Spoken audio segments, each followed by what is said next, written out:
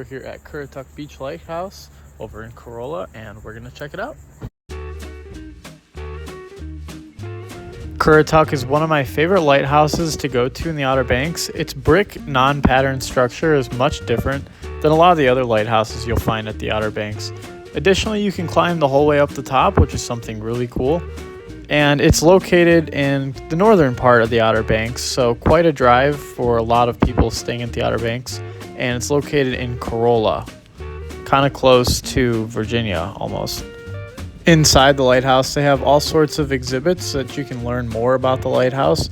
And there's a bunch of windows in there, a lot more than most of the lighthouses at the Outer Banks, which give you different vantage points throughout your climb.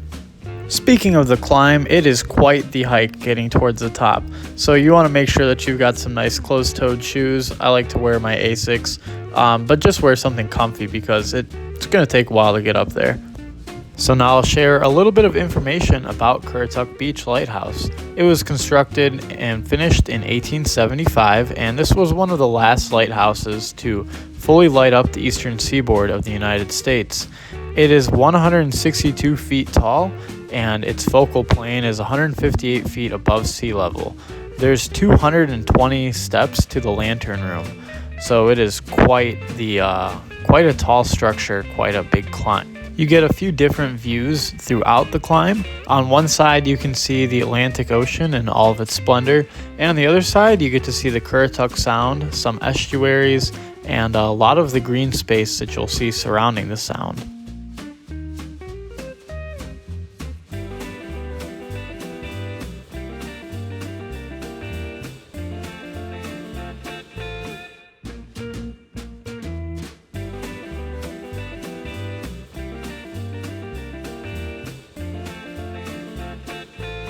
Alright guys, we made it to the top of Currituck Beach Lighthouse.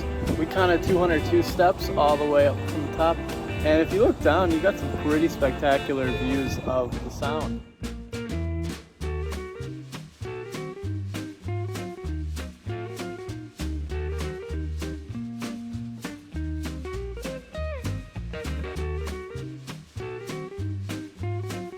Alright, Currituck Lighthouse was really cool, and we've got this cool poster about some pirates, but we're gonna head on to our next location.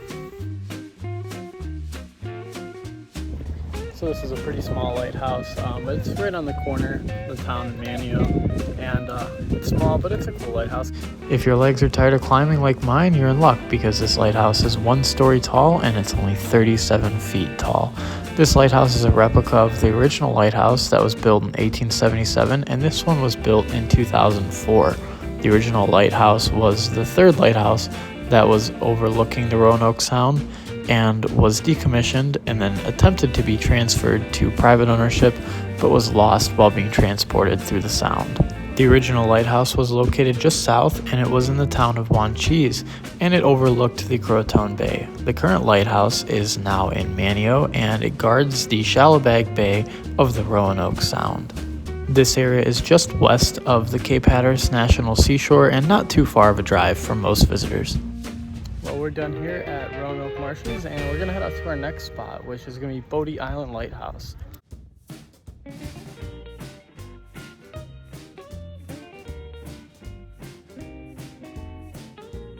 So you do have to make a reservation to climb the lighthouse, and if you hear in the background, it's thundering. So I might not get to do mine today, so I might have to come back another day and reshoot this.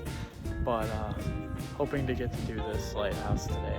It's a nice black and white color, similar to Cape Hatteras Lighthouse, but I'll show you guys later. This one is kind of like up-down stripes, and Cape Hatteras is kind of more curved stripes.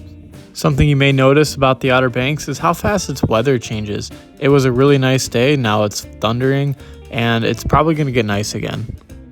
They have a really cool walkway over here outside of Bodie Island Lighthouse. Unfortunately, our tour was postponed because there was thunder off in the distance, even though it's a beautiful day today. But we're going to walk this little boardwalk and show you guys this area.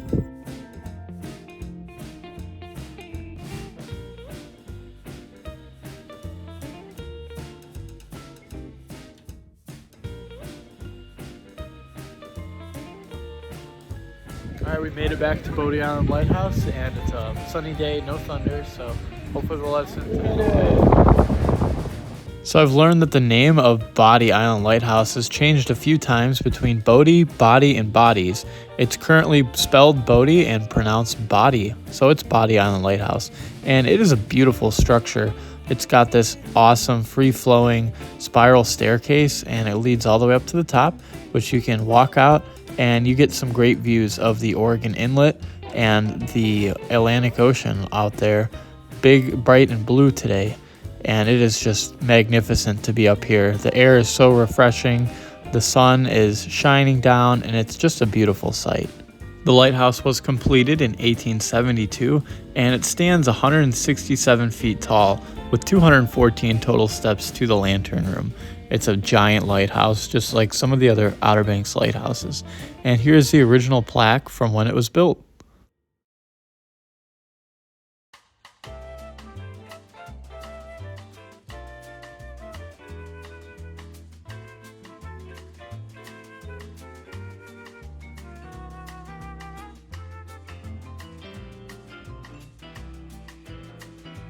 Alright guys, we made it to our next location. We're at Cape Hatteras Lighthouse, which is the tallest brick lighthouse in North America.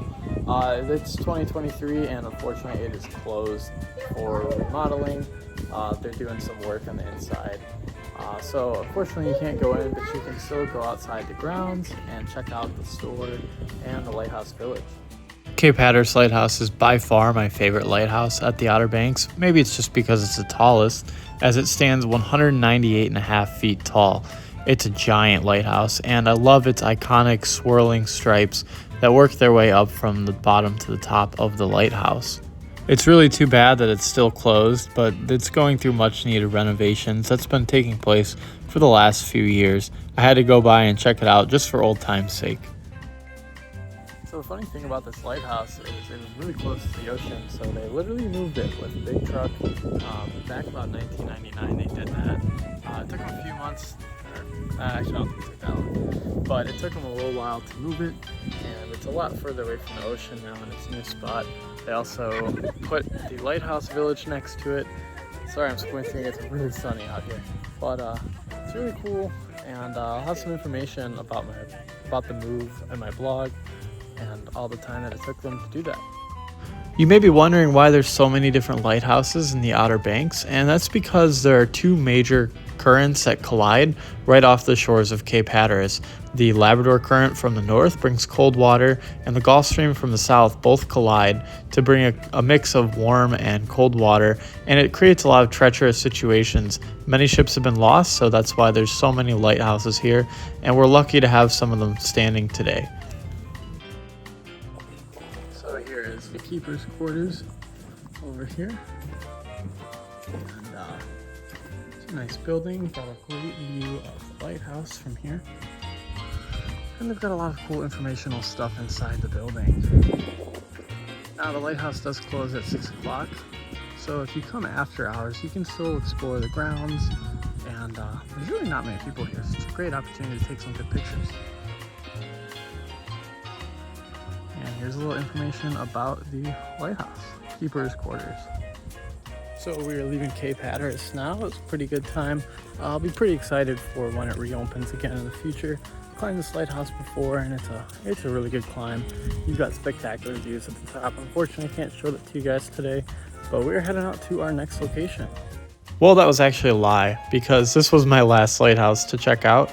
I got a little mixed up between the footage, and that second day at Bodie Island Lighthouse kind of messed up my filming schedule. But I want to thank you guys for sticking around. This was a lot of fun making this video, and I'm definitely glad to be back posting on this channel. I got some more content coming out soon, so remember to check it out, hit that like button and subscribe, and I'll see you next time. Thank you.